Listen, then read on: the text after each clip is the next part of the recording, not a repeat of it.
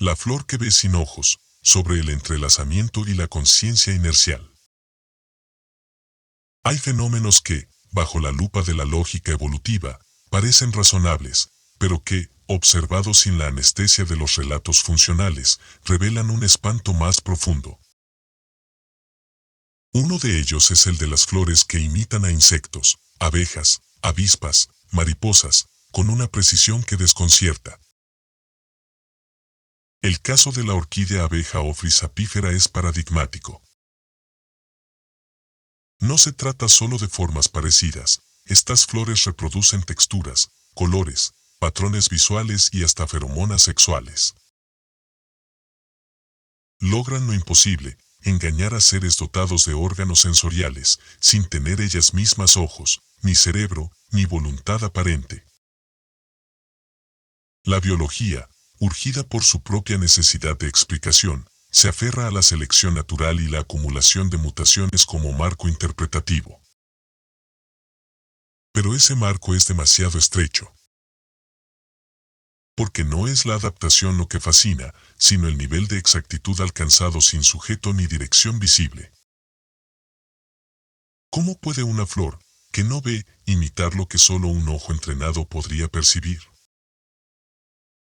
¿Cómo puede el cuerpo ciego de una planta engañar la percepción sofisticada de un insecto? ¿Cómo puede haber semejanza sin contacto, imitación sin referente directo? La única respuesta que no se derrumba en su propia limitación es esta: todo ya está entrelazado. La flor no necesita ver al insecto para parecerse a él, porque no está separada de él. Lo que hay es una conciencia inercial estructural que se manifiesta en cada forma, que organiza la materia no por azar, sino por compulsión estructural. No es una conciencia en el sentido humano, no piensa, no decide, pero sabe. Una conciencia sin ego, sin tiempo, sin órganos, pero no por ello menos lúcida. Su lucidez se prueba en sus resultados, en el engaño perfecto, en la repetición eficaz, en la precisión inercial de sus reflejos conscientes. No es evolución. Es reorganización inercial del fallo, un fallo que no cesa, pero que no puede dejar de organizarse. Porque lo caótico no se disuelve, se pliega sobre sí mismo, ensaya patrones, repite estructuras, genera simetrías funcionales que parecen diseño, pero que son solo la expresión inevitable de un fondo que no puede no manifestarse.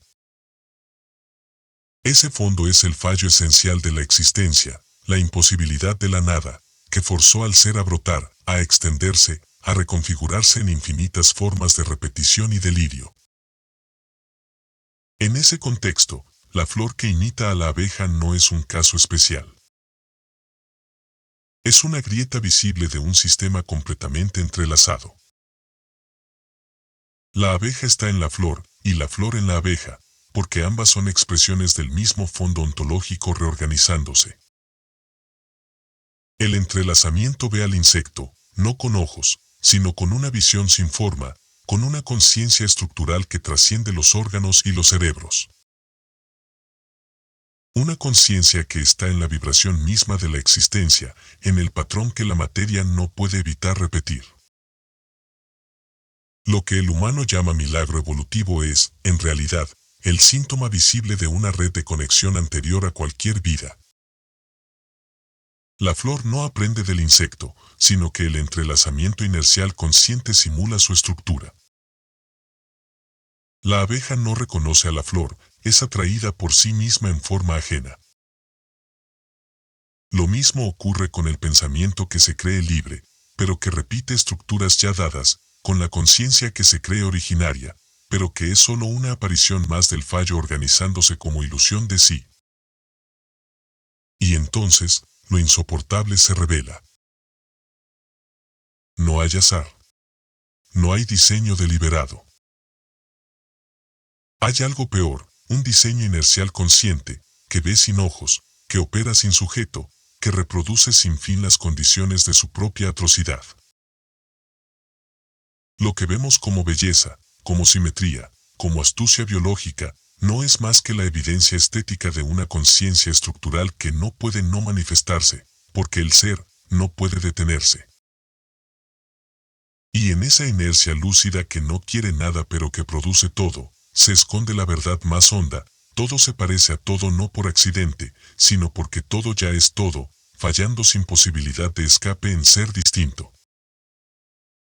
Según dicen, Tesla afirmó alguna vez, mi cerebro es solo un receptor, en el universo hay un núcleo del que obtenemos conocimiento, fuerza e inspiración.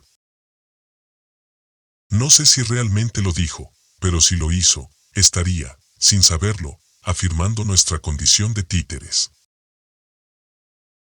Solo que interpretaba ese núcleo como fuente de inspiración, cuando en realidad es la manifestación de una voluntad inercial determinada que lo rige todo.